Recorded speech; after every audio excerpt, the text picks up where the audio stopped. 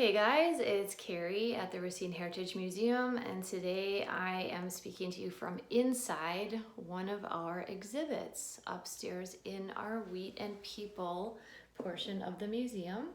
And I wanted to talk to you in here today because I will be talking about Samuel Curtis Johnson, who his story is one of our major Racine stories. And it's such a great story of perseverance and just continuing on in the face of adversity.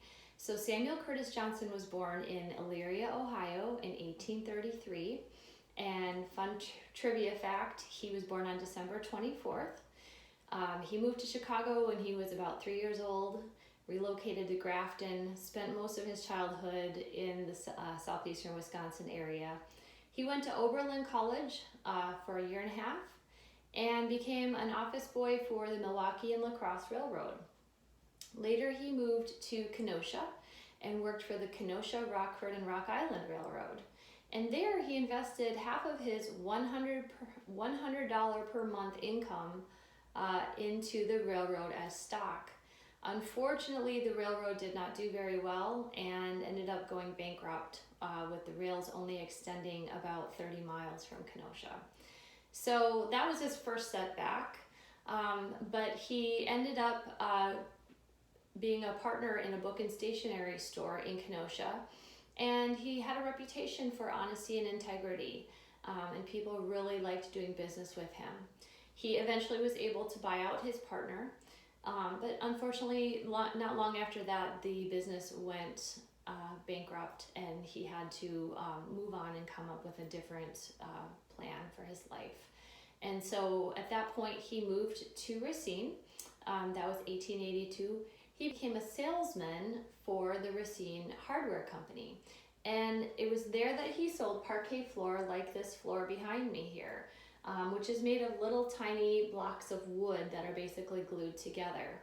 So as he was selling this floor to people, which was very popular at the time, he noticed that people had a hard time cleaning it or finding something to clean it with, because the traditional soap and water that they used to clean it with was loosening the parquet blocks.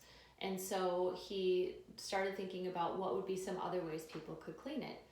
By the time he was 53, he was able to buy his own flooring business from the hardware company, and he had 2 men and 2 boys working for him.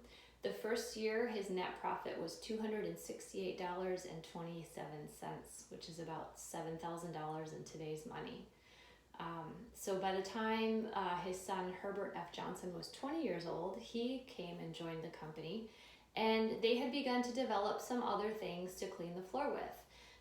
Samuel C. Johnson had looked into how people in Europe were cleaning their floors, and they were using different kinds of waxes. And so he began to experiment with what kinds of waxes might be good to clean a floor like this. And he also realized that people might only buy a floor once, but they were going to buy things to clean the floor with multiple times. So that was where the seeds of diversification really became an integral part of his company, of making different things that people needed to use every day in their home. So at this point, they began to sort of diversify into finishes and fillers. By 1898, people weren't putting parquet floors in their homes as much. They were putting simple maple flooring into their homes, and so that's where the finishes and fillers became more popular. He also instituted a legacy of giving back to the community.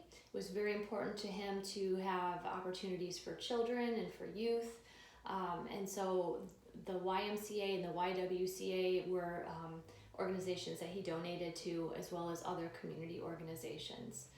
And Mr. Johnson died in 1919 at the age of 86, but obviously his company lives on today and has a great name. And so I just wanted to show you real quick one of our S.C. Johnson artifacts. We have many Johnson artifacts, Johnson wax.